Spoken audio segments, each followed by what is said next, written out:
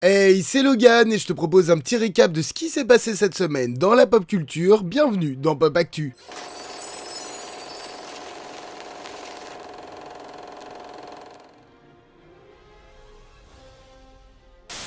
Vous n'avez pas pu le rater, en 2023 est sorti le film Winnie l'ourson Blood and Honey, un film de merde mais avec un succès commercial énorme, ce qui aura poussé son réalisateur à lancer un univers cinématographique. Enfin, si on peut appeler ça cinéma, mais bon, ça c'est une autre histoire. Le prochain film sera donc la suite de Blood and Honey, suivi de Bambi, le règlement de compte, Peter Pan, le cauchemar du pays imaginaire, Pinocchio Unstrung, ce qui pourrait grosso modo être traduit par libéré de ses ficelles, et ils se retrouvent ensuite tous à la manière d'un Avengers dans Podiverse Monsters Assemble. Tous ces films constituent l'univers de l'enfance tordue, avec donc 5 films qui sortiront entre maintenant et la fin d'année 2025, bref, ça sent très clairement la très belle qualité là.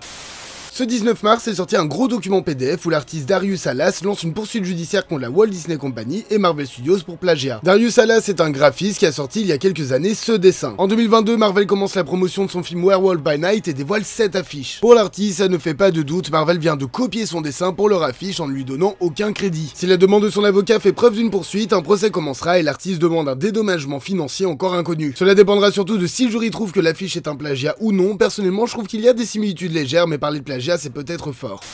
La plateforme HBO Max, récemment renommée Max, a fait son chemin depuis de nombreuses années outre-Atlantique, mais n'est toujours pas sortie chez nous. Jusqu'ici, pour voir les séries HBO comme The Last of Us, House of the Dragon, Peacemaker, etc., il fallait passer par d'autres plateformes comme Prime Video avec le Pass Warner en plus, OCS, etc. Mais lors du festival Sérimania de Lille, il a été annoncé que la plateforme allait enfin être lancée en Europe. Elle sortira dès le 21 mai dans 15 pays européens, dont les pays nordiques, l'Espagne, le Portugal, l'Europe centrale et l'Europe orientale. Il faudra ensuite la sortir en France, en Belgique, au Luxembourg, aux Pays-Bas et en Pologne, et pour ça, pas encore de date de sortie précise. Il a simplement été dit que ça se ferait avant les gros événements sportifs de cet été. On a l'Euro le 14 juin, les Jeux Olympiques le 26 juillet, donc quelque part avant, on devrait avoir la plateforme. Pas encore de prix annoncé non plus, on sait simplement que 3 formules différentes seront lancées, je vous laisse mettre pause pour les découvrir. Une première bande-annonce pour Rebel Moon Partie 2 a été dévoilée, de nouvelles affiches pour Boy Kills the World ont été diffusées, de premières affiches et bandes-annonces pour The Acolyte ont été dévoilées, la série commencera sa diffusion le 4 juin sur Disney+. Xochitl Gomez, j'espère l'avoir bien dit, rejoint le casting du film animé Le Chat Chapeauté qui sortira en mars 2026. Une première image de Timothée Chalamet en Bob Dylan pour le film de James Mangold a été diffusée. Le film sur Sandy sortira cet été sur Netflix. Mayday a commencé son tournage. Un film live-action Popeye entre en projet. Une nouvelle bande-annonce pour Furiosa a été dévoilée. Une première bande-annonce pour Harold et le crayon violet a été diffusée. De premières images de Beetlejuice 2 ont été diffusées. Une nouvelle bande-annonce pour The Fall Guy a été dévoilée. Une première affiche et bande-annonce pour Alien Romulus a été diffusée. Une première bande-annonce pour le jeu Marvel 1943, la montée d'Hydra a été dévoilée. On y suivra Captain America et Black Panther durant la Seconde Guerre mondiale. David Schwimmer rejoint le casting la seconde saison de Chair de Poule. Une nouvelle affiche et bande-annonce pour Monkey Man ont été dévoilées. Cillian Murphy sera bien de retour en Thomas Shelby pour le film Peaky Blinders. Deux nouvelles bandes-annonces, une par camp pour la saison 2 d'House of the Dragon ont été dévoilées. La série commencera sa diffusion le 16 juin. Furiosa sera le film d'ouverture du prochain festival de Cannes. Une série Lucky Luke avec Alban Lenoir est en préparation. Un film live action Les Sims est en préparation. Margot Robbie le produira et Katie Ron le réalisera. Et pour finir, une première bande-annonce pour le très attendu Beetlejuice a été dévoilée.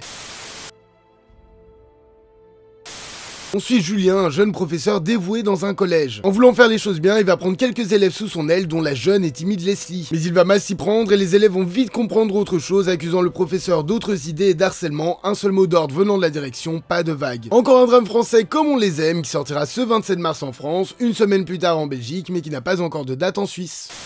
Poe est de retour dans une nouvelle aventure ultime, il va être nommé chef spirituel de la Vallée de la Paix, mais avant de partir dans sa retraite, il va devoir trouver et entraîner un nouveau guerrier dragon. Le tout alors qu'un nouvel antagoniste arrive, Caméléon, qui peut prendre l'apparence de n'importe qui. Son but, récupérer le bâton de sagesse pour faire revenir tous les plus grands vilains de l'autre monde et régner sur la vallée. Le chapitre final de la saga Kung Fu Panda débarque ce 27 mars en salle, les avis sont pas incroyables, mais ça peut toujours être sympa. On suit Miles qui doit arriver à faire la différence entre sa vie privée et sa vie de Spider-Man, mais il va se rendre compte qu'il a un ennemi bien plus gros que ceux qu'il a déjà pu combattre, son anxiété. Ce court-métrage issu du Spider-Verse se passe entre les deux premiers films, il a l'air très mignon en parlant d'un sujet pas si simple que ça, et le mieux c'est qu'il sortira gratuitement sur YouTube ce 27 mars.